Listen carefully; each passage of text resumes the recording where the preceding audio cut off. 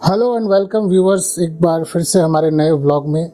आज हम लोग चर्चा करेंगे कैश और नॉन कैश एक्सपेंसेस के बारे में, जो कि हमारे बिजनेस के लिए या आप अगर स्टूडेंट्स हैं तो उसके लिए भी बहुत ज़रूरी एक चीज़ें आती हैं। इससे ज़रूर क्वेश्चंस रहते हैं। बिजनेस में भी बहुत सारा ट्रांजैक्शन इस पे आधारित होता है। तो कैश एक्सपेंस जो है, जो भी आपके बिजनेस के बुक्स में एक पार्टी आपके पास से दूसरी पार्टी के पास जाता है, चाहे वो कैश में हो या बैंक में हो, उसको हम लोग कैश एक्सपेंस में डालते हैं। उसकी हम लोग एंट्री करते हैं। सारा कुछ उसमें बैलेंस शीट और P&L में भी आता है कैश एक्सपेंस के बारे में।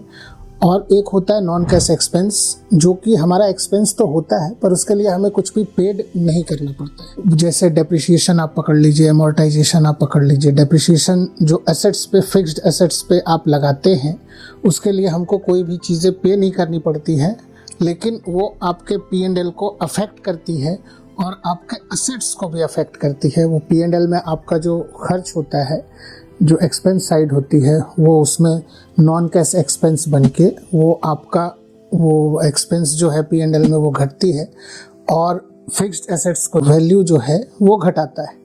तो नॉन कैश एक्सपेंस और कैश एक्सपेंस ज़रूरी है। इन दोनों का डिफरेंस आप हमेशा याद रखिएगा।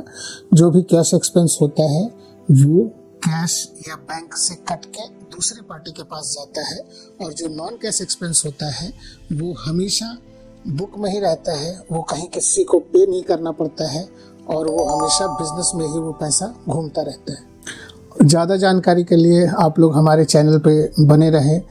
अगला हम लोग जो शॉर्ट्स या वीडियो बनाएंगे, जो भी बनाएंगे, उसमें भी बहुत सारी आपकी जानकारी की बातें रहेंगी। तो हमको यूं ही सपोर्ट करते रहिए, हमारे साथ बने रहिए, हमारे चैनल को सब्सक्राइब कीजिए। और अगर कोई कमेंट हो या आपका कोई सवाल हो तो आप ज़रूर हमको बताइए, उसका जवाब दिया जाएगा। शेयर कर दीजिए। धन्यवाद।